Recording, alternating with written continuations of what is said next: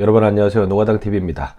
제가 오늘 알려드리고자 하는 팁은 건설회사에 입사를 하실 때 합격률을 올릴 수 있는 가장 쉬운 방법에 대해서 말씀을 드리고자 합니다. 실질적으로 건설회사 입사, 각종 회사에 취업을 하실 때 가장 좋은 방법은 자소서를 잘 작성을 하고, 그리고 스펙을 잘 만들고, 그리고 최종적으로는 면접을 잘 보는 거죠. 하지만 기본적으로 합격률을 올리기 위해서 가장 쉬운 방법 중에 하나는 처음에 최초의 입사 지원을 하실 때 내가 어떤 직무를 고르느냐가 큰 영향을 준다라고 이해를 하시면 될 것 같습니다. 자, 저희가 건설회사의 공채에 뽑히는 직무 중에 보면 안전직군이라는 것이 있습니다. 그리고 안전직군은 독특하게도 굳이 안전공학과 출신만이 아니더라도 전공 무관으로 해서 뽑는 회사들도 있습니다. 예를 들어서 현대건설 같은 경우가 안전직군에 보면은 토목이나 건축공학과 또는 기계공학과 등도 지원을 할 수 있도록 문을 열어놓았어요. 그리고 그렇게 열려있는 이유 중에 하나는 궁극적으로 이 최근의 안전직군의 트렌드가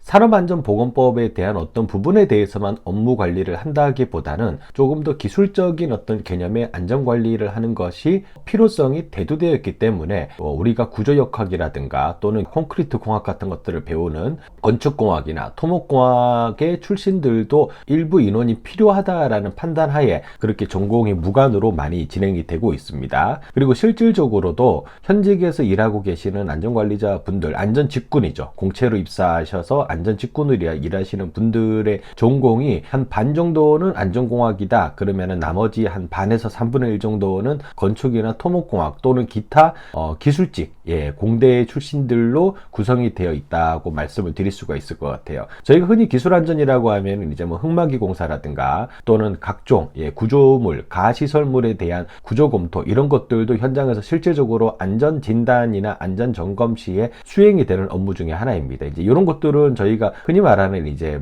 안전공학과에서는 잘 배우지 않는 과목들이죠. 그러다 보니까 이게 안전공학과 출신들과 기술직군들의 어떤 콤비네이션이 조화가 잘 이루어져야 그 팀이 우리가 요구하는 어떤 역량을 발휘할 수 있는 안전팀이다 라고 얘기를 합니다. 그리고 제가 지금 말씀드리는 직무는 보통 이제 본사에 맞춰져 있는 직무라고 생각을 하시면 돼요. 현장에 일하시는 분들은 기본적으로 저희가 안전공학과 또는 이제 계약직으로 채용을 해서 안전관리를 진행을 하는 부분들이 대부분이고, 현실적으로는 하지만 공채로 입사를 해서 본사에서 안전점검이나 진단, 안전 기획 등의 업무를 담당할 직원을 뽑을 때에는 이렇게 두 가지 파트를 콤비네이션으로 해서 뽑는다. 즉, 그래서 제가 알려드리고 싶은 팁은, 내가 만약에 건축이다, 보통 저희가 이제 1지망과 2지망을 적을 수가 있는데, 1지망을 보통 건축 시공으로 적으면 2지망을 건축 설계로 적는 분들이 대부분이에요. 토목도 그렇고. 하지만 그렇게 하시기보다는 1지망을 내 전공과 맞춰 적고 2지망을 가급적이면은 직군 쪽으로 맞춰서 지원을 해 주시면은 나중에 향후 조금 더 입사할 때 확률적으로 조금 더 올라간다.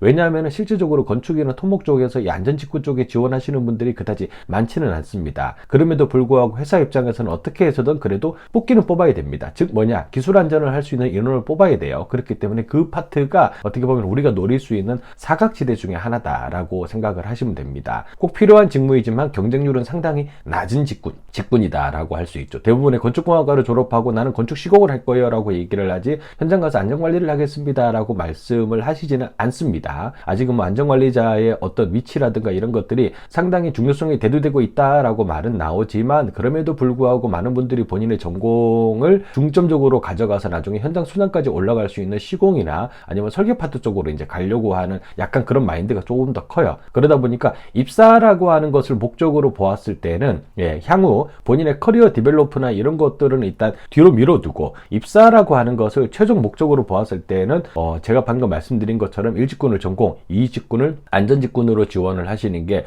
훨씬 더 가능성이 높아진다라고 말씀을 드리고 싶습니다. 오늘 제가 알려드리는 거는 이제 스펙이라든가 자소서 이런 것들 이외에 입사 지원 시에 그 순간의 선택에 의해 가지고 내가 합격률을 올릴 수 있는 가장 쉬운 방법 중에 하나다라고 말씀을 드리고 싶어요. 요거는 사실 이전에 설명을 드렸던 각 회사별 우대 조건이죠. 삼성물산 같은 경우 중국어 회화 자격증, 성적 보유자는 우대하겠다, 이런 것들과 같이 콤비네이션으로 묶였을 때는 정말 크게 효과를 발휘할 수 있는 팁이다라고 말씀을 드리고 싶습니다. 자, 오늘 영상은 여기까지이고요. 혹시 영상이 크게 도움이 되셨다면 구독 버튼과 좋아요 부탁드리겠습니다.